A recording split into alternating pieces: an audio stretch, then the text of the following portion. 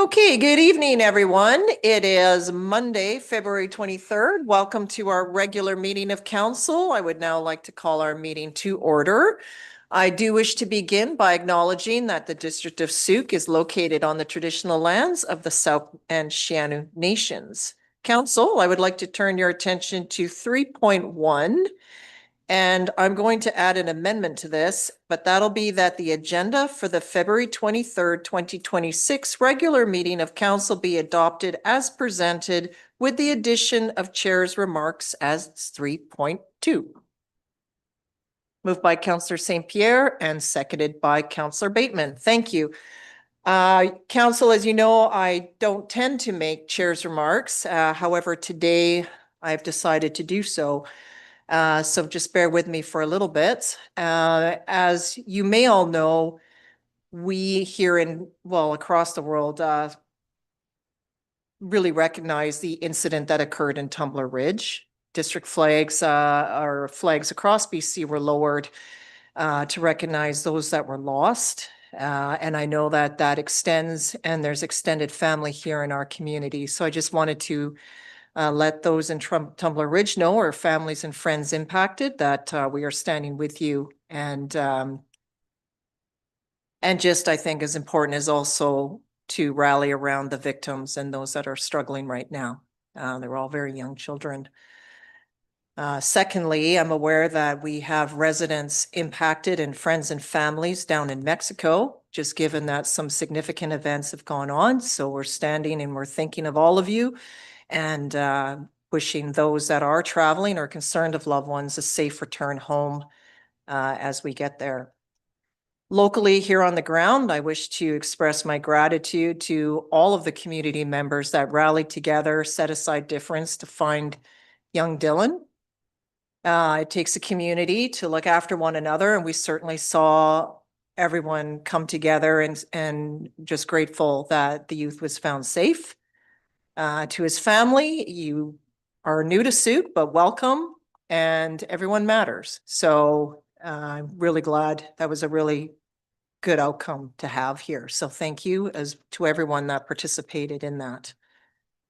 Our Olympics concluded last night. Many of us were up early to watch the gold medal game. To those that I know that the Team Canada was disappointed in the outcome, but to all of us, you played well. It was a solid finish. We're cheering for you. I'd like to thank all the athletes, congratulate those that were on the podium, but to all of you, you were strong role models for our youth. Many of our locals are entering playoffs here in the world of hockey and will then soon migrate into other sports. The summer games will kick off shortly. To all that participated, you are legendary, so thank you for your work there. To local members of the community around the official community plan, we received a number of queries and emails from residents, and our staff will be putting together time to address these all at the March land use meeting. So we recognize that those correspondence have come forward, and we also continue to receive communication on the OCP, even in a verbal form. Many of us just want to get on, or many have expressed a desire just to get on and all of that, but that meeting will occur in March. I'd like to extend a welcome back to Councillor St. Pierre. We've missed you here in Chambers, but great to have you back, and thank you for being here. It's good to see you. Councillor Pearson is away on his vacations. We wish him safe travels. And through all of this, I would wish to acknowledge and thank our Deputy Mayor, Haldane, stepping in on 2 meetings till very last minute. I was off due to illness and some personal matters at the start of the year, but there was a lot happening on the ground here. You remained available to check in with me throughout all of this, so thank you very much to everyone. And on that note, let's get on with the business, starting with item 4.1. And that is that the following council meeting minutes be adopted as presented, and that is February 17, 2026, Committee of the Whole. Is anyone opposed to that? That's carried unanimously. I might switch to anyone opposed. I'd like to shave a few minutes on it. Pardon me, over to staff, yes? Oh, we didn't do that. Okay. All right. Well, I suppose I'm rushing for no reason. Councillor Beddoes. To adopt, Councillor Haldane is a seconder. Anyone opposed? That's carried unanimously. Thank you. Okay, report of the Chief Administrative Officer is item 5. Nothing further to add at this time. Happy to answer any questions. Okay, the report in question is under the consent agenda. Otherwise, we'll see how we go. So we're going to move into item 6, public question and comment period. This time is set aside for residents who may have any questions or comments regarding tonight's agenda. So if you do, this is your time to come forward, please. Please give us your name and the agenda item that you're wishing to refer to. Thank you, Ellen Lures. I just wanted to say, first of all, thank you for in the agenda, I see that you've noted who was speaking and what they spoke about, which is very nice. Thank you. Another question, I have questions about the report from the RCMP. And the question about this meeting with the cow meeting, because usually we're able to speak about different items at the cow meeting, and there was an opportunity to speak, but before the presentation, which was a little different. So I had a whole lot of questions, but no opportunity to ask them. So I'm going to ask some of them now, if that's okay. First of all, with the ECOM, why cannot the RCMP and fire department do the calls here? Just a question. They used to. And what's the cost for the Wanda Fuca? What costs do they put into our policing? And you did have a report before about the amount of calls for addiction and mental health. And I think that's very important that those numbers are used when you go to the UBCM to rattle the cages there and say the money has to come from there, because we shouldn't be sending our fire department and police department over and over. And also the other is the federal court system, where criminals can be back out in the streets constantly. And that has to change, because the repeat offenders, I remember the sergeant saying that they might have 4 or 5 repeat offenders, and they could be 100 calls. So that has to stop. And we need to address those situations. Otherwise, we're just going to have to keep getting more policemen for the same thing. It's ridiculous. What else? There's many things.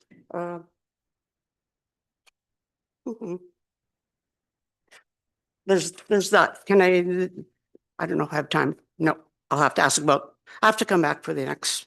Okay.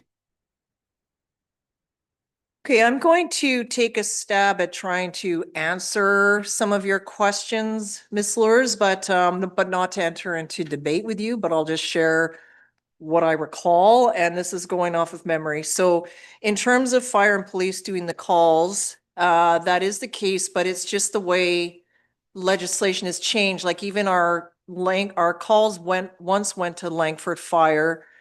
That's all changed to the CRD now, and it has to do with, it's a requirement, and I don't remember exactly what that is. That could not be met in that. That's not helpful. There was a reason why it cannot be done. And a lot of it, I think, is just the setting it up so that you have systems to do it. There's technology advances and the like. So it's not something that we're able to do at this time. And it is under our long-term municipal policing agreement where the calls are handled in a certain way. So some of it is to have the systems work together across the region. Wanda Fuca costs are all covered by the province. So those are all in the provincial realm, not our cost. The mental health calls are broken out within the reports that we receive every month from the RCMP. So those do form part of our advocacy discussions when we use that. There is work in advocacy through both the Union of BC and the Federation of Canadian Municipalities regarding the mental health. It's not specific to Sooke. This is a provincial Canadian-wide matter that is being taken up on the advocacy piece.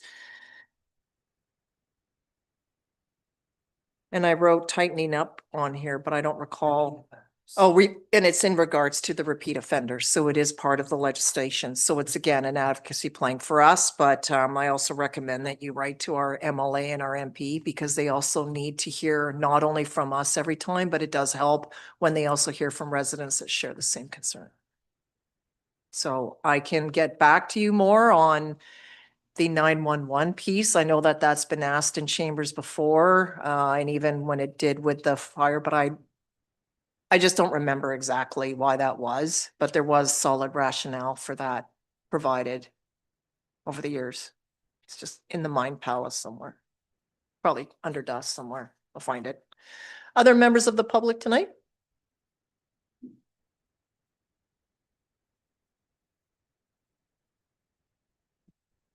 Helen Ritz, Sooke. I was hoping when you get to 9.2, the Lot 8 land lease agreement, you might be able to explain the lot map on page 85. I remember that Lot A was originally in 4 quadrants, of which the library is one, and then now the new health center. I'm a little bit confused. I know it's a southeast corner, but anyway, I was just wondering if there's still the quadrant saved for the park, and also if there's still a quadrant for another building. So I was hoping that could just be explained. And I also wanted to give my support for the 3D mapping. I think that's a great idea. Love it. Thank you. Other speakers tonight?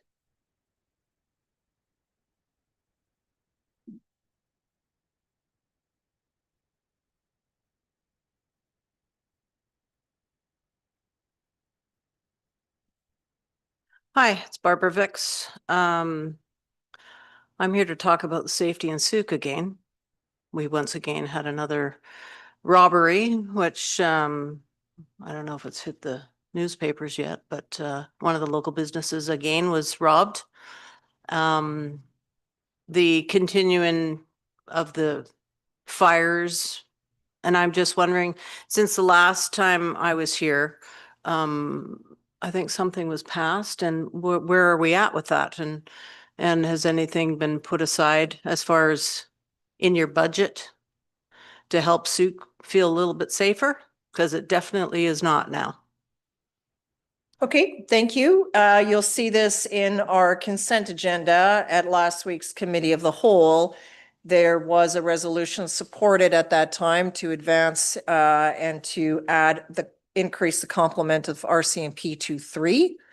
And so that's working its way through the budgetary process. And we're looking at a potential 12% tax increase for this year. So there has to be, it's going through the process right now. We are unable to just advance anything without the budget being approved. I think I can respond to that, can I not? You'll just need to reintroduce yourself. Barbara Vix. What I did mention was instead of having the tax increase in regards to having more RCMP here, I asked if you guys could look into something other than police budget. And that was towards, as for instance, shadow security. Yes, okay, no, I hear. Some other form of commissionaires or something like that, that won't cut into the tax increase as much as RCMP. Like I get the whole agenda as far as we need more RCMP. Absolutely. I heard everything that he said 100%, but this is having people at night wandering around because of the unhoused that are causing. The one woman had mentioned about the 6 or 7 people in this area that are causing most of the problems, hundreds of problems every single week. I'm Okay. sure. On that regard, we are waiting for more information about that. It is still a tax increase, regardless of which avenue we pursue. It's a new service. It'll still cost funds, and there still will be a tax increase to do so. So is anything happening? We're waiting for that information to come to us, and in the meantime, we're continuing through our budget deliberations. So not at the moment, no, council does not have the ability to just advance funding without having a budget approved. So the sooner we get there, the sooner we can address this. But in the meantime, I would recommend all those calls be directed to the RCMP. Which calls? Well, if someone's breaking into a business, the RCMP needs to be Right. notified. Which have been responded. And if there is individuals identifiable that are deemed to be causing this, they also need to be reported as well. Yeah, that doesn't really answer my question, but thank you. Okay. Other comments from members of the public?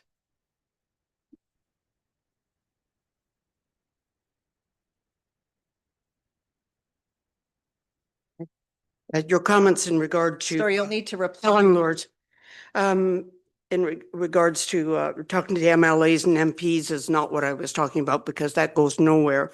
I'm talking about the UBCM and pushing back, all the municipalities getting together and pushing back and saying, hey, we are not paying for this.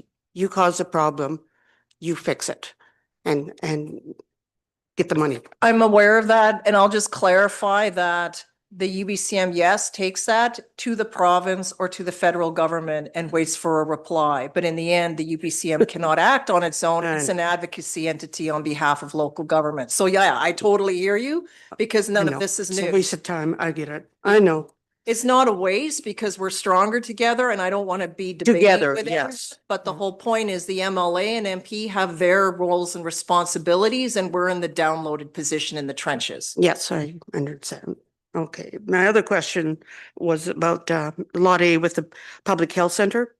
Is there going to be an X-ray center, X-ray in there, a lab? Is there going to be in person? Because and according to Councillor Bateman, there'd be some in person and some not. Doctors, and what was the other thing? Are the doctors moving into, our doctors, it's a doctor center, the medical center moving into this? No, this is a different setup. Okay, that's what I wanted to know. And the other question, is there the housing above, is that housing for seniors? We'll answer that when we get there, but no, it's deemed to be missing middle. So whoever is market housing. And some dedicated specifically to allied health professionals. It's dedicated to whom? Medical professionals. Oh, right, I remember that, to medical professionals. Okay, thank you. And we'll answer the rest when we get to the report. Yes. Your Worship, I just wanted to advise you that Councillor McMath has joined the meeting online. Okay, Councillor McMath, I'll ask that you please test your video and audio. Can you hear me? We can. Is the video coming through clear? It is. One moment. I'm just trying to bring it forward. There we are. Nope.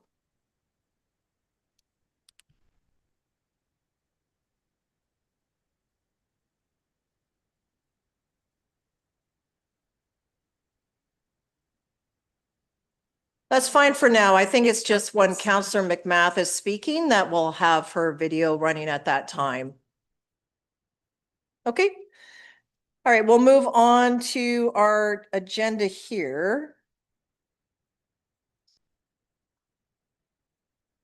Okay, next up is item 7, invited presenters, 7.1, Community Service Agreement Partners 2025 year end from Wildwise Society. Welcome.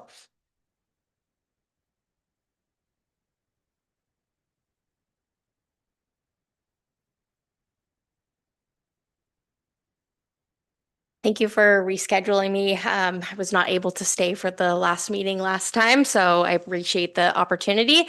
My name is Molly Cameron. I'm the president of Wildwise. We are a completely volunteer-run educational organization dedicated to mitigating human-wildlife conflicts in island communities.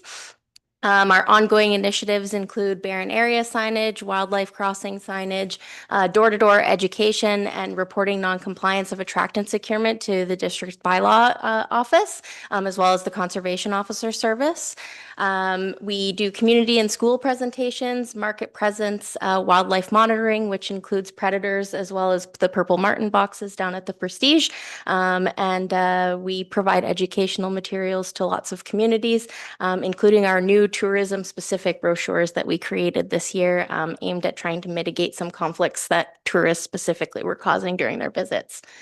Over the last year, we've done over 18 school or community presentations. We have attended over 16 markets or community events from the 2025. In 2025 as well, we were featured in over 42 media articles. And our volunteers, that's actually a misprint. It was not 1,100 hours. I apologize for that. It was around 900 something. I miscalculated, so my apologies. But of that time, I myself dedicated 580 of those hours and put over 3,300 kilometers on my car serving wildlife. This last year, we held our first ever symposium on human-wildlife coexistence in Sooke in September. We did not get the turnout that we had hoped for. It was a bright, sunny day, and I think people opted to go outside rather than listening to lectures all day. But we are hoping to do that again this year and plan more accordingly with more dreary weather to encourage more participation. I think that might be it. Is that? Maybe? I've got no more. Yeah. Oh, and sorry, not it. In 2025 as well, we were nominated for the Nonprofit of the Year at the EcoStar Awards. So we were one of 3 finalists. We did not win, but being nominated still, it was our first time, and we were super excited about that. And in 2025, we saw 0 bear deaths within the District of Sooke boundaries. If you look at the provincial stats, it does say 1, but that does not, it was not within the district boundaries. Just the province actually records it as such, but it was outside of boundaries for the district. So we were really, really excited to celebrate that win. We currently receive $7,000 from the District of Sooke. This funding goes towards educational materials and operating costs. As mentioned, a lot of that cost is accumulated by our volunteers within gas and time, and we don't really reimburse ourselves for anything unless we travel long distances, or we do any professional development that requires us to travel. But that's it. Thank you so much. Happy to take questions. Thank you very much for being here tonight. The first recommendation that I'll put on the floor then to open it up to council is that council receive the report and presentation for information. It's moved by Councillor St. Pierre and seconded by Beddoes. Councillor St. Pierre, any comments? No, just really appreciate all your work, and my God, it's a lot. Councillor Beddoes? Yeah, I just want to thank you. I think the years that you've been active has changed a lot of people's perception of wild animals, and that it's their home too, and we live with them instead of just going out and shooting them willy-nilly. So I really do appreciate your efforts. Every day I see wildlife that we have to live with. So thanks. Anything from anyone else? Councillor Bateman? Yeah, thanks, Ms. Cameron. So the 0 bear deaths, what do you attribute that to? Just the accretion of education over a decade or more, or what do you think? Yeah, great question. So I think we did have a lot of natural food availability last year, which definitely helped with the lack of conflicts. I think the implementation of the Sooke bylaw has been great and really encouraged people to secure their attractants, because we can't get everybody to love wildlife, but everybody loves their own money. And so that's a really good enforcement tool to make sure that people are taking wildlife into consideration. And I think that public education as well, we see people now online correcting others rather than us having to jump in and provide that education. So it's been really great to see. Okay. And I guess in this new service agreement, there will be metrics, right? Measurables. Now, bear deaths obviously is one. What other metrics might you think you'd be able to measure your progress by? Yeah, I think presentations, community education, as well as schools. We do visit the schools as well. Having canvassing efforts. So last year, before the bears emerged from hibernation, we went out and canvassed our most high conflict areas in preparation for that. I think that could definitely be a metric. And yeah, potentially the number of signs that we put out. Right. But obviously, if we're not putting out as many signs, that's also a good metric as well. Okay, thank you. Thank you very much for the work that you've been doing over the years, as well as your predecessor. I believe it was Deb Woods. Reed. Yes, as well, who started this. I first, in the time that I've served it, we were in the high 30s for the loss of bears annually. So decline to zero in under 2 decades is quite remarkable. But we were known to be, we were the highest in the province in the beginning. And then, of course, the work started within schools and school children taking the message home, and then it's expanded to what it is. So I think that all collectively makes a difference.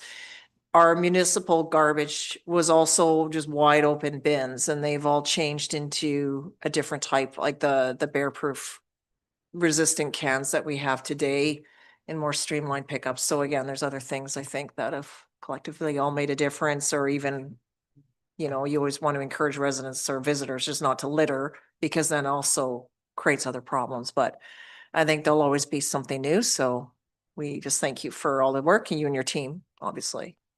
Thank you very much. Yes, that's good. Nope, I think we're good. Okay, so I'm going to call the question on the motion that's in front of us, or is anyone opposed to that? Receiving for information? Okay, that's unanimous then. The next part is, and that council directs staff to develop a defined wildlife education service model, including measurable deliverables and associated remuneration consistent with the district's community service agreement policy and procurement policy for consideration as part of the 2026 budget and 5-year financial plan. Let's move by Councillor Bateman and seconded by Haldane. Go ahead, Councillor Bateman. Okay, well, I think it's interesting. We have a new community service agreement policy and procurement policy. And the Wildwise seems to be an absolutely perfect fit to do the start of what will undoubtedly be a series of these transfers. It's currently a line item. And I believe for a decade, we've been giving 7,000 a year. And now with this new policy, I did go through there's a scorecard of service need evaluation tool, and I came up 40+ points for this, which would, in my opinion, makes it a strong candidate for a call to fill services. Based on the policy's points around the service need, gap in municipal service delivery, and the fact that eligible organizations must have certain requirements, this would be a direct award. I assume we wouldn't have to go through this competitive process as the policy recommends, given that this is very much a unique service and no competitive providers exist. And that's consistent with the purchasing and procurement policy. So. Was there did you want any answer? Any questions, but those were my comments. Thank you. Okay, I'll go to the seconder, Councillor Haldane. I don't have any real comments on it other than we're just in this sad situation these days with money and trying to keep taxes lower for people and so on. So I do agree they're doing a fantastic job, and there's lots of things within our community that we need. But for some reason this year, we seem to have more people coming looking for help than we normally even have. And we're going to have to figure out, do triage and I guess find out which way we're going to go with a lot of that stuff. So, I mean, I'm not committed either way. I do like what we've got going on so far. Maybe once the report comes forward with measurables and stuff, make a different decision or find out where we can come up with some of the funding that could help these people out. Okay, Councillor St. Pierre. I agree with, well, everything that's been said so far, but one thing that I do have a concern about is a service model should actually probably be attached to some sort of a policy in some ways. Like, what is the intent, of the community and, potential council, but really of the community, either through the OCP or otherwise, in terms of dealing with wildlife. I think Wildwise is doing an excellent job in terms of education. The bear deaths prove it out. And in terms of, return on investment, there's no doubt this is an amazing investment in terms of education. But I do have a concern about what our actual policy wants to be in the future, mostly because I'm well aware that you can't really mix bear and deer with gardens for food. And if we want, especially people that don't have a lot of income, to be able to grow their own food on, their yards, they may not have, a couple $100, $1,000 to put in electric fencing to basically barricade against bear and deer. So at some point, I think we're gonna have to ask staff or someone to help us figure out how do we actually reconcile that? Because at that point, we're actually asking people who don't have a lot of money to give up on gardens so that we can have wild animals closer by. And I don't think that those two things can't mix, but we have to find a solution. So although I love this and I would support it, I think that we, as a caveat, we need something larger to fill in the gaps, especially around what does food security look like if we're not letting people grow food. Okay, Councillor Beddoes, anything? Nope. On this one, then we're on the second motion. I don't remember now. Councillor Bateman started it. Yeah, no, we're good. Okay. Okay, so Councillor Bateman, Thinking now, I do have a question through you to whoever's responsible. just direct it to me. To you. Yeah. Madam Mayor. My question was all around this associated remuneration.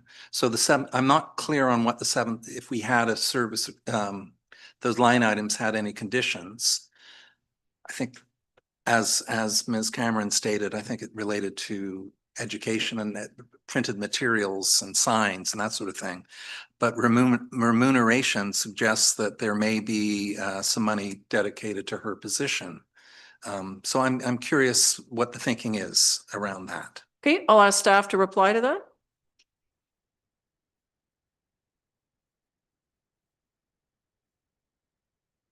Through your worship to Councillor Bateman. So this comes full circle to defining that service level first. So we can't determine remuneration until we define that service level.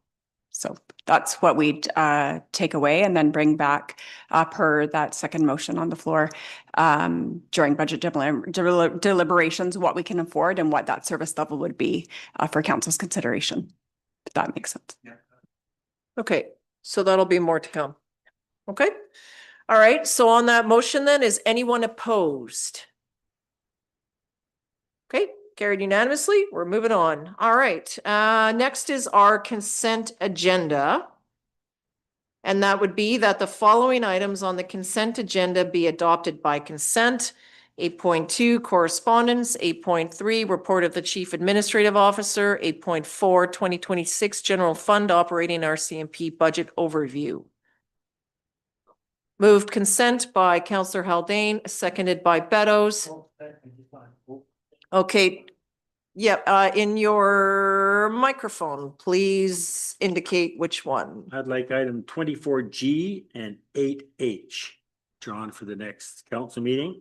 And could I have those letters also produced at the next council meeting? Thank you. 24G and 8H. 8H. Okay. Councillor Bateman. I'd like to pull number 18A, return to work mandate.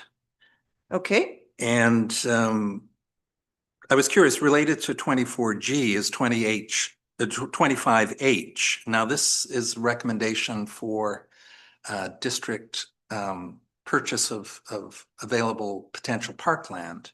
So I wonder whether that is something we'd want to talk about in the open, or given that those Those are will be, in-camera matters. so the way it'll work is you can certainly pull them and then staff will look at them and determine where it will fall. Okay. So I think more to come, but you're pulling them, Let's they will pull come 25H as well. to the next one Okay.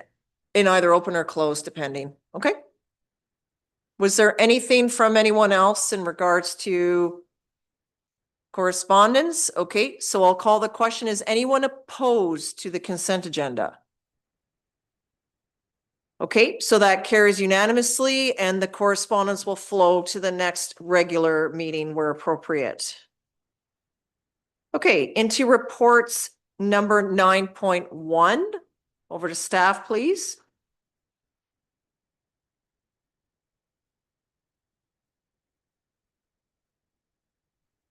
Sorry, through the mayor. So at the last LUDC meeting, we just quickly asked the LUDC community committee members if they still had an interest in partaking in the LUDC, and all of the representatives said yes.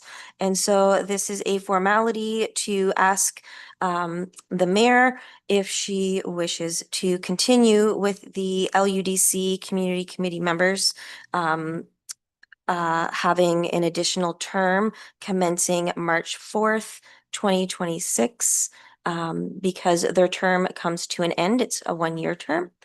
And so that is what the ask is. Okay, I always find this one procedurally interesting because it's a mayor's standing committee, so I have the ability, like when people ask what sort of power I have, I can appoint people to committees or not. So in this case, it almost makes the motion, do we even need one? Should it be the power of the mayor to do so? But since I always like to be a little more collaborative than that, I'll entertain the motion. So it'll be that the mayor reappoint Rob Berry, Desiree Cummings, and Helen Ritz to the Land Use and Development Committee for an additional one-year term commencing March 4th. Okay, so I would say this needs to be amended. I would say that the mayor reappoint those members to the Land Use and Development Committee to the end of this council's term. To the completion of this council's term, or perhaps it should just be September, why don't we say to September 30th, 2026.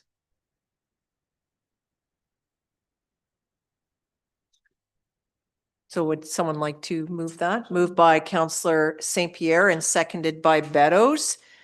And just on that, because this committee will be dissolved when this council reaches the end of the term. So that's where I just wanted to adjust the language. When we're into October, I would think that should any land use matters come, it should just be this council that deals with them in the essence of time, given that the general election is on October the 17th. So we would run out of time. If anything was time sensitive, it should just be council doing that work. So ending it on September 30th makes the most sense. Okay, Councillor St. Pierre, any comments as the mover? No, I'm very happy to see this happen. I do have a concern that I'd like to direct to staff for you, if possible.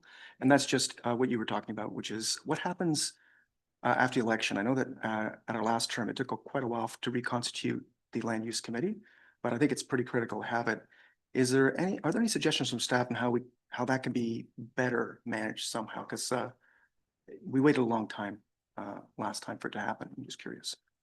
Well, there was different situations that led to that. Part of it was council, just as a reminder, we went through the processes and got, hiring a chief administrative officer. There was that whole delay. So we delayed our strategic planning until we had the new CAO. And then it was the case of bringing everyone up to speed and then the committees. So in this case, the recommendation would probably be, why don't you give things a go for a year and try rather than reinventing the wheel at the start? But again, it's up to the mandate of the next council and what they decide to do. And sometimes you need to try things a few times to see what actually works. If we had run into a situation where council, in a previous land use scenario, everything that the land use deliberated was being redebated at council, which made the land use committee redundant. If that were to happen, then it would be the case, there's no point in having the committee. But in this case, it's flowing as it should. So in that regard, the land use committee in its form is working, whereas we determined a different model works better for community economic development.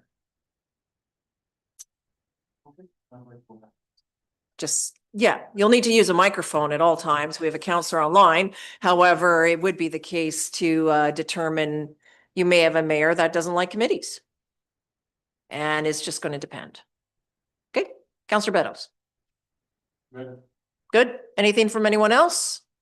Is that okay? I will call the question. Is anyone opposed? And that's carried unanimously. Thank you. We'll move into 9.2, land lease agreement for Lot A 6671 Wadham's Way. Ms. Lurs, I'm going to answer your question very shortly if you want to stick around.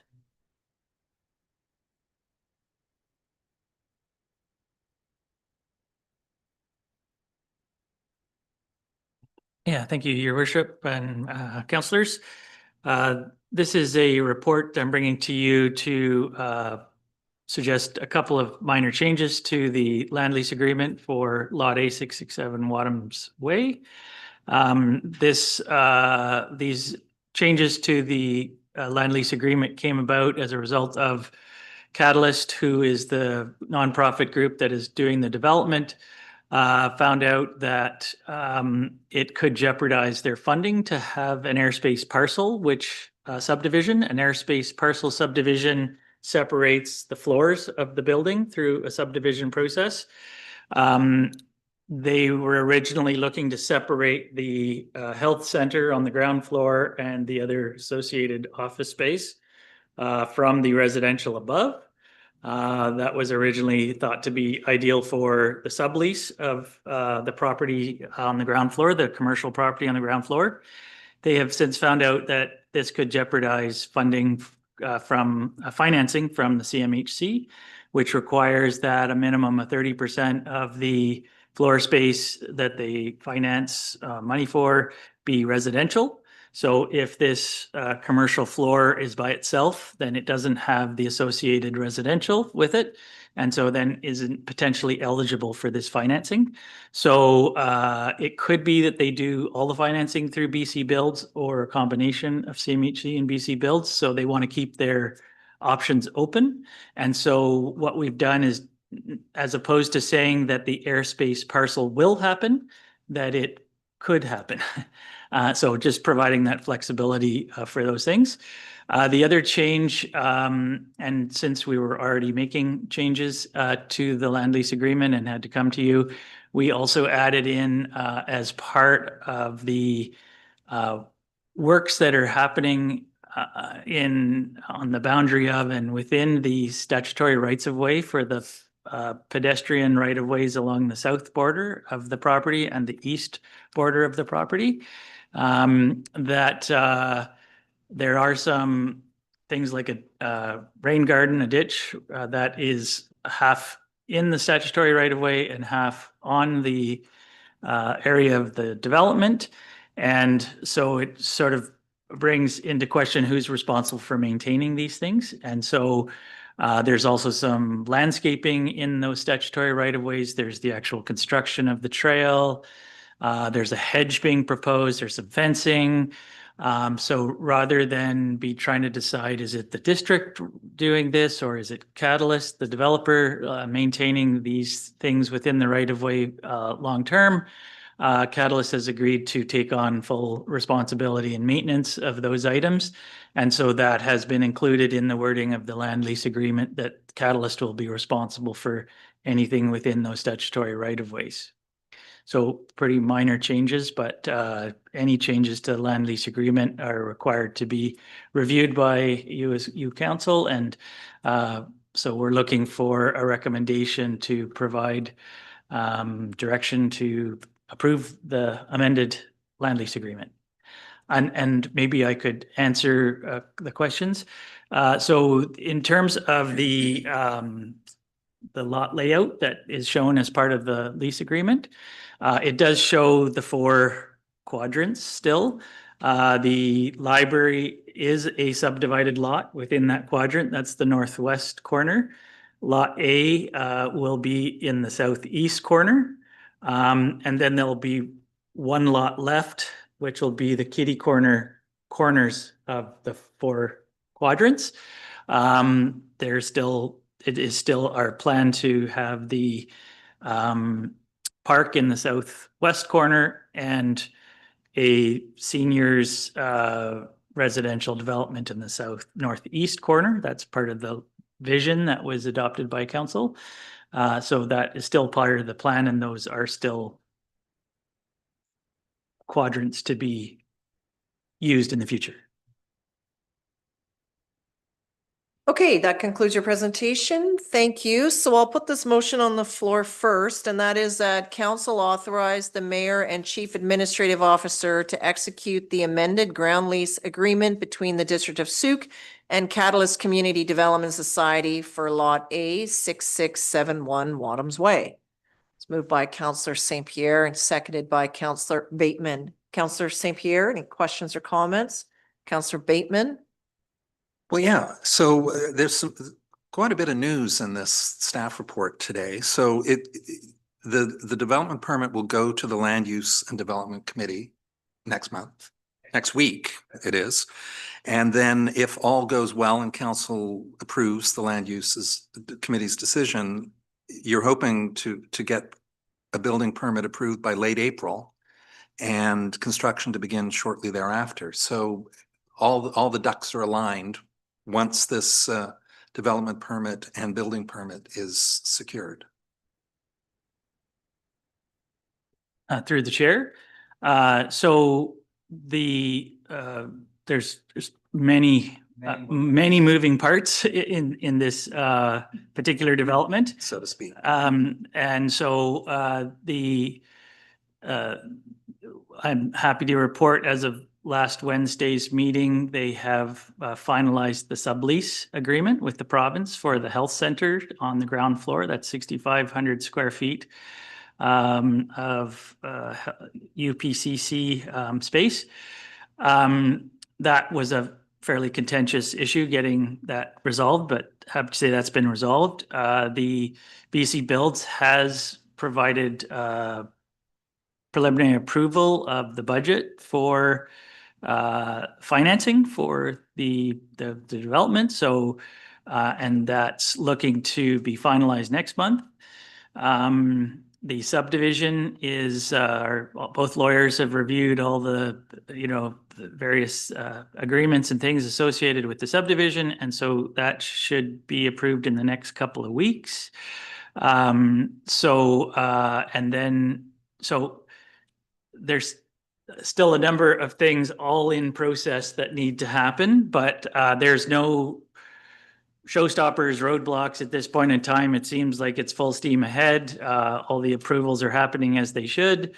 I'm happy to report that they've been very complimentary of the staff's processing of these applications in terms of the subdivision application, the development permit application, and eventually the building permit. Originally, they were talking about June building permit approval date. And so we're a couple of months ahead of schedule in terms of our side of things. So it's all looking very positive at this point. It's very good news. I think the other good news here in your report is that the ministry has released $840,000 towards the project, as well as they have identified, well, they've made their commitments to fund the construction, the offices and facilities, and to hiring all the staff for the UPCC space and the ongoing costs of running it. So I'm curious, the staff, have you seen a staff list, and is that shareable at this point? Who will be available at this UPCC for the citizens of Sooke? Through your worship, at this point in time, the development permit is really about the form and character of the site as opposed to the details of the running of the building. So it's more about the look and feel of the building, the landscaping, the siting, the heights, the setbacks, the shadowing of the neighbors, these kinds of things. So it's not so much about the inner workings of the health facility. There are floor plans. So the ground floor plan is available, and that was, of course, important to establish the sublease that the ministry, the amount of space they needed, the types of offices and things. So you'll be able to see in the floor plan the dedicated space for different offices and labs and things like that. So that will be, but in terms of sort of the inner workings of the UPCC, that won't be coming to the development or the Land Use Development Committee. Okay, thank you, Councillor Bateman. And just for those that are keeping the acronym list running, it's Urgent and Primary Care Center is the UPCC acronym, mainly to capture same-day service for those sorts of illness or injuries that require 12 to 24, that need to be addressed within 12 to 24 hours, to be an alternative to going to an emergency room. But in the event of a significant heart, you need to call 911 and go straight to the Royal Jeep. Like, you'll need to be admitted straight to hospital. So it's helped to offset some of that burden. As far as I know, and this will come through future conversations, the X-ray and life labs is not part of this. But the question that I have is, and I think Mr. Marshall, you answered it, is we are 100% certain that the province is committed to this project? Certainly, I've been given no indication otherwise in the meetings that we've held to date. But until a building permit is approved and construction starts, I can't give 100% certainty of anything at this point in time. But Okay. everything seems to be going in that direction at this point in time, and I have no reason to believe otherwise. Everybody seems to be acting in good faith in terms of the overall process. Okay, in the event that there was a shift though, then this project does not move ahead at all. Because then I think the intention of, we got here today to address an issue when it comes to improving access to healthcare. And that was the whole reason why this location and all this work has happened. So where I'm going with this is, in the event that there is the province decides not to progress this project doesn't roll ahead, or will we then be stuck with a different building on the property with no urgent care center on the ground level? Or with the lease, would Catalyst, and they've obviously invested heavily into this project as well. Or would we as council lose the ability to control that is dedicated? That's the problem we're trying to solve, is we wanted density and we wanted this center. So if there was no provincial equipment, I'm not in support of the project rolling ahead. It's my point, because the intention was to get the medical clinic. Yeah, so the land lease agreement does identify the uses that are to be established in the building. So it does specifically state UPCC as a use to be part of this development. If that was not to be the case, then we would need to have to go back and change the lease as we're doing today, be a more dramatic change to the lease. But anything that goes counter to what's been agreed upon in the lease would have to go back for an amendment, and you would have to determine whether just a commercial ground floor and residential above, and I don't know how the financing would work. Obviously, the Ministry of Health wouldn't be subleasing the ground floor, and there wouldn't be the financing from BC. It would change everything if that was not to be part of the equation. Okay, and just there's the additional square footage on the main floor still remains within council's ability to approve. Is that correct? Yes, we provided wording in the land lease agreement that establishes a variety of uses on the ground floor in addition to the UPCC square footage. So it's office, retail. I think we have also included the potential for the senior center, if that is what is the desire of council. So we've provided a variety of uses for that ground floor that could be associated with the health center. Okay, and that is at council's discretion. Okay, thank you. Thank you very much, Mr. Marshall. I'll go to, sorry? Yeah, if I could just add, the intent of the land lease is to provide certainty to council as to what the expectations are between well, if Catalyst leases this land, what is the expectation for them to manage this, to what they're gonna build, how they're gonna maintain it, manage it. So, yeah, we've had our lawyers review it. You've already approved it. So really all we're talking about today is those two minor changes. As opposed to, I'm assuming, re-looking at the whole lease. That previous lease was approved unanimously by council previously, so it's really just these two minor amendments that are on the table at this point. Yep, no, I hear you. It's just, it's been 12 years to get to this point, and it was almost 3 years that the province made the big announcement. So it's like rolling a boulder around. So and where we started is different from where we're at. So until it actually comes out of the ground, yeah, thank you. Councillor St. Pierre.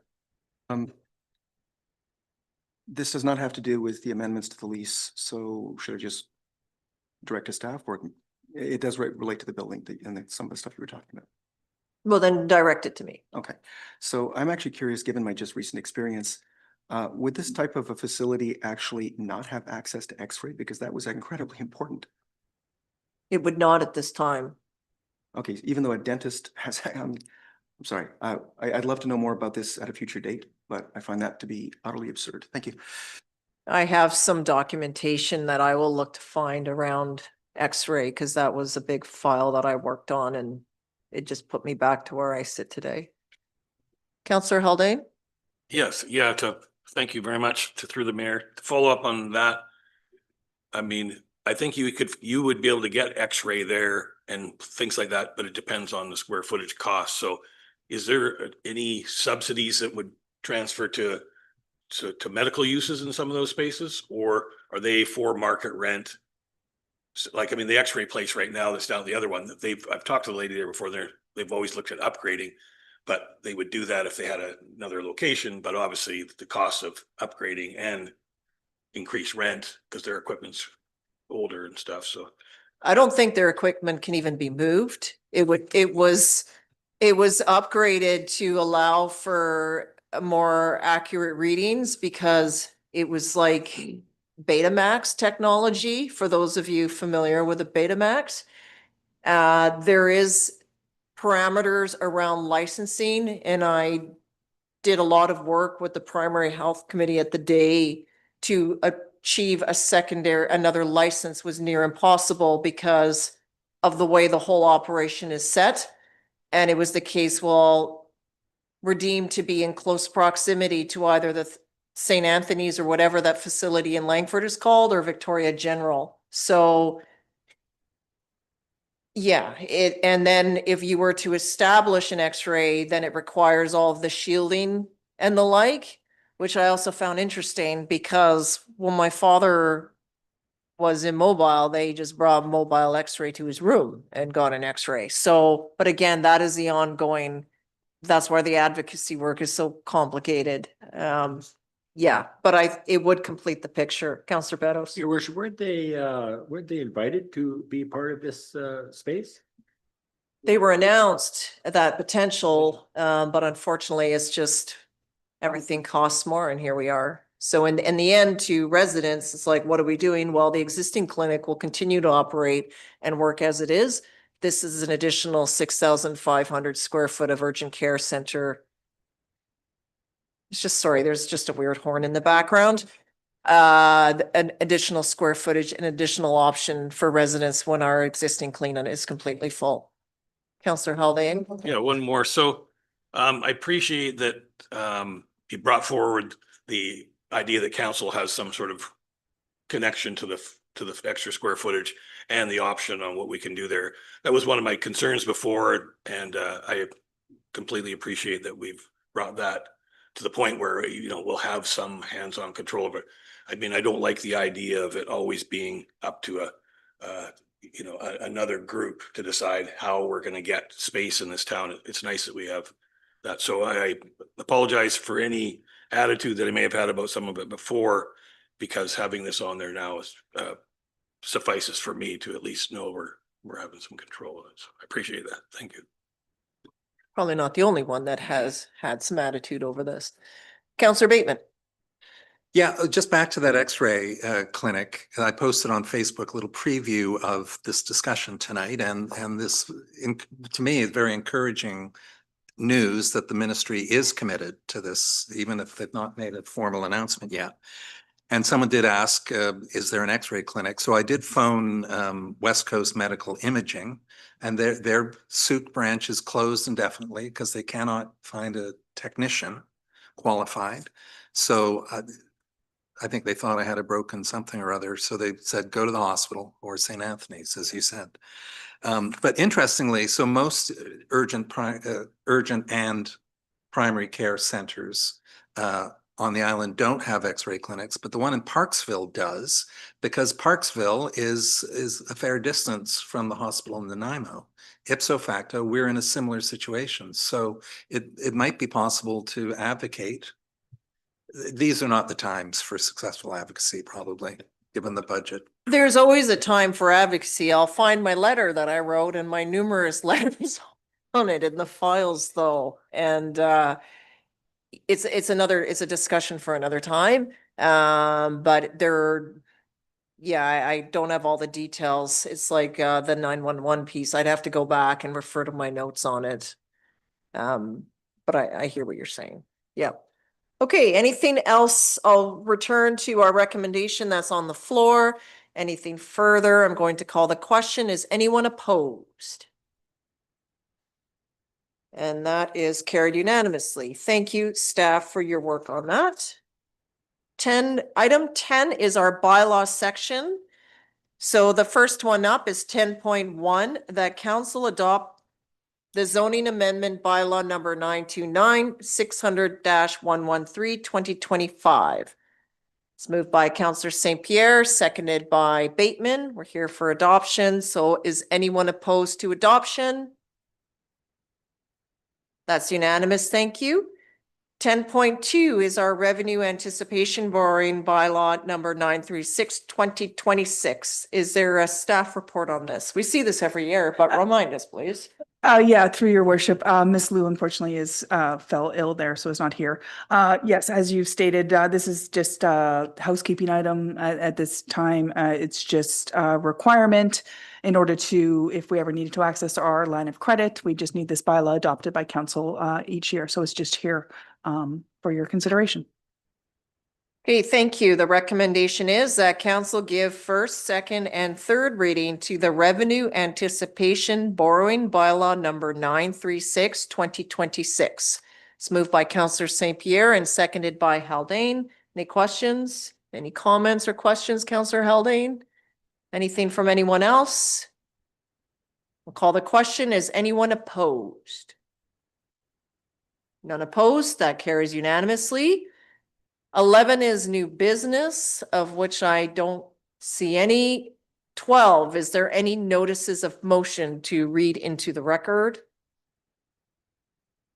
13, motions for which notice has been given. So this is from Councillor Bateman, that council directs staff to prepare a high-level report on 3D modeling technology and its potential application to land use planning in Sooke, including the OCP recommended update of the town center plan for consideration by the Land Use and Development Committee. That's moved by Councillor Bateman. Do we have a seconder? Seconded by Councillor St. Pierre. Go ahead, Councillor Bateman. Okay, so this was a discussion point at a Land Use and Development Committee meeting back in the fall, and the committee member Rob Barry brought it up and pointed out the value. I think we all understand that two-dimensional technical blueprints and site plans don't capture the real-world impacts of development. I can think of one example in our midst right now that is just fascinating. The unanticipated consequences, I think. So 3D modeling provides solar and shadow analysis, identifies how view corridors are either protected or lost, the impact and scale of multi-story buildings.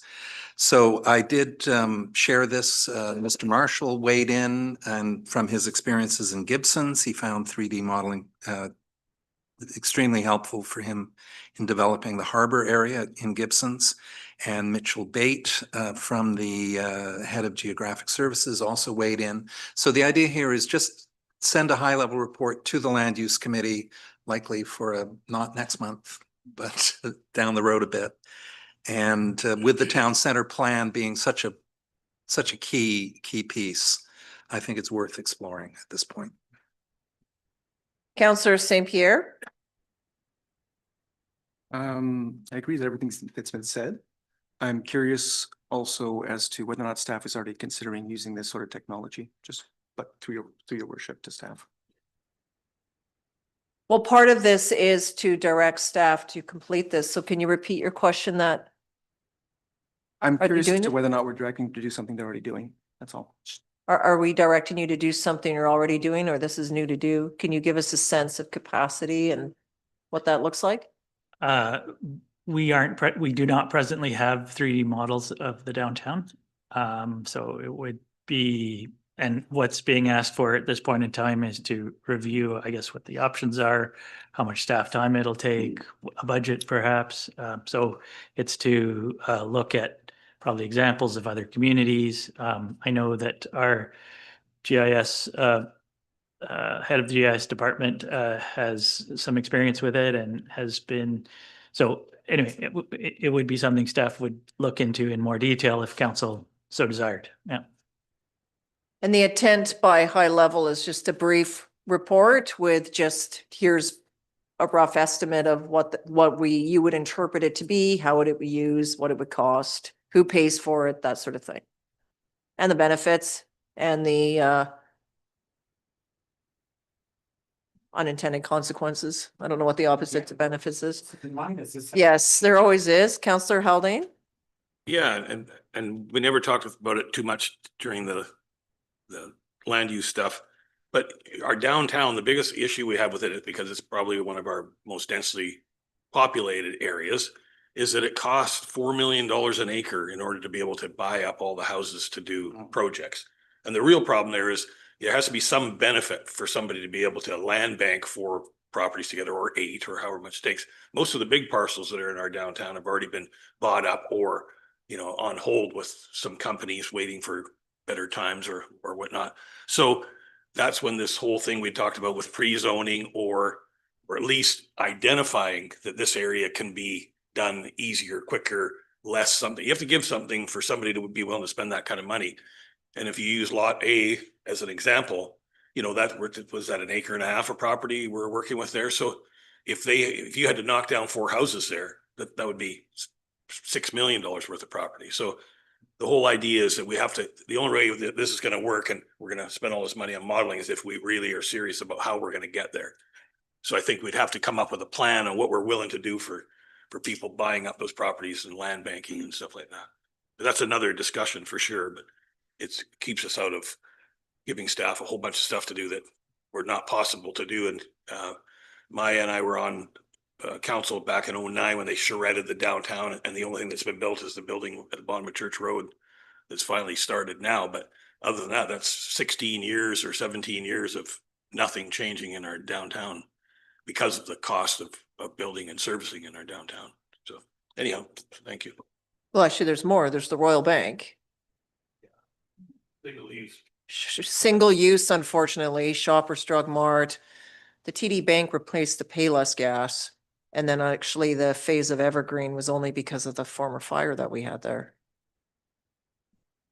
Anyway, more to come. On the motion, I will call the question. Is anyone opposed?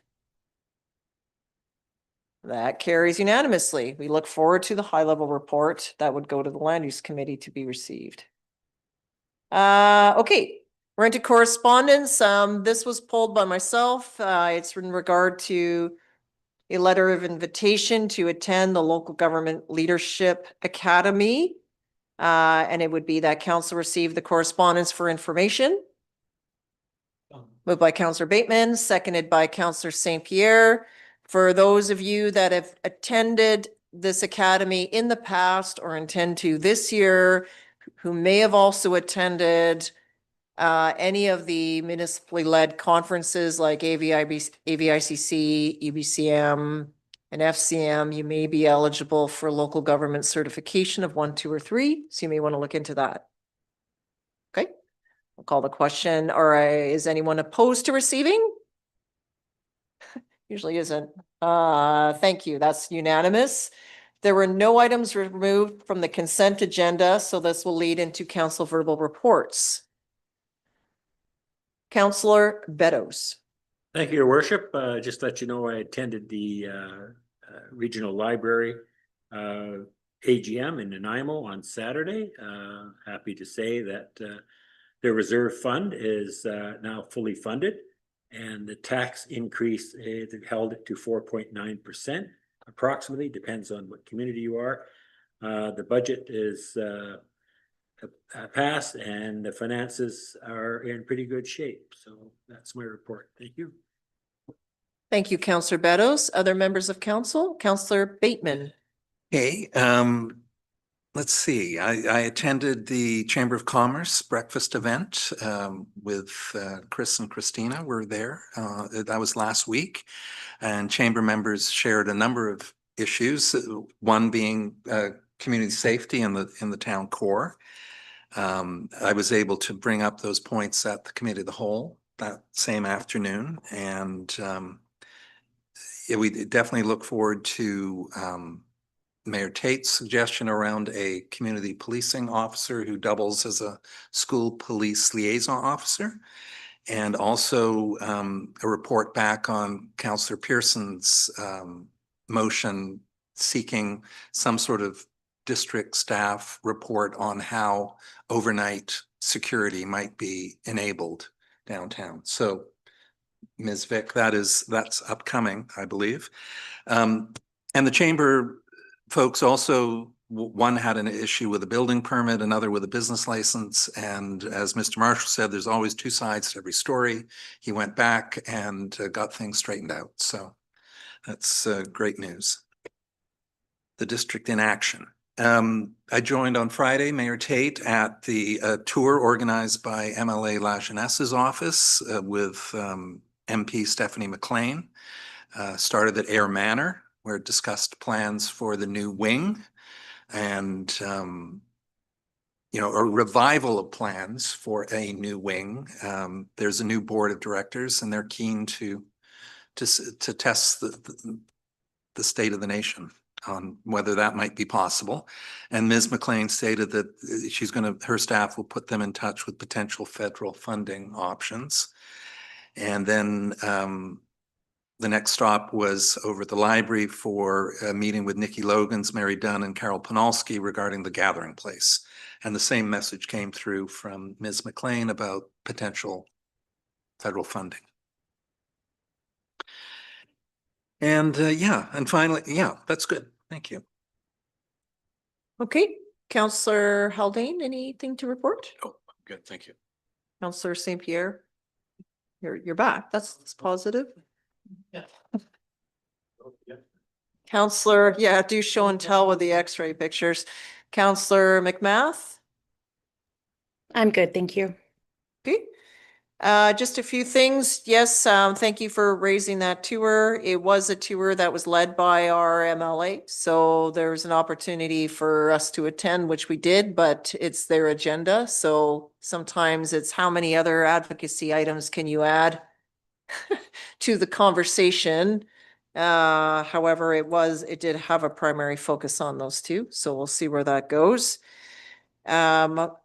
I did also spend the day with CBC National. This was not live television, but they were out here and spent time with me and Sooke, starting at Ravens Ridge, then over to Municipal Hall. After the tour, we met up again at Sea Park. A lot of it was sort of a day in the life of Mayor Maya Tate, which I didn't think was overly interesting, but I suppose it was. And then also part of the interview was more my reflection on my federal run from last year. And so I don't want to go into it, but I think that was the main thing. But they were also quite interested in Sooke. a growing community, its challenges and the like. So I know in the time that I was not with them, they were down on Whiff and Spit and our museum and other points throughout town and so forth. So when the story all comes together, I'll share more about that. You always think of a million things to say after the fact, but it is what it is. I had fun in the moment. I also will share for you that are following the Capital Regional District activity that an alternative approval process has started to advance a performing arts service. So that is now live now, and that is to all participating members.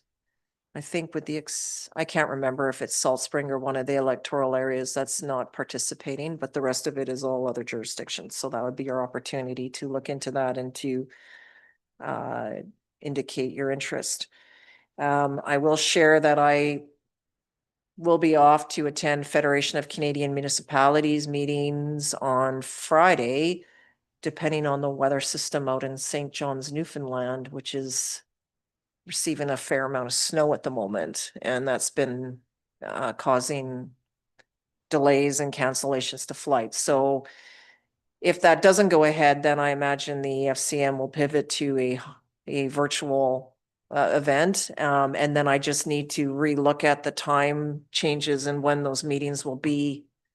And then I'll know if I am able to attend some meetings here next week. I don't know yet. So if I show up, it's because I've managed to do all my meetings and I didn't go, obviously. But later the plan is still, I'm still on deck to fly out to Japan as planned.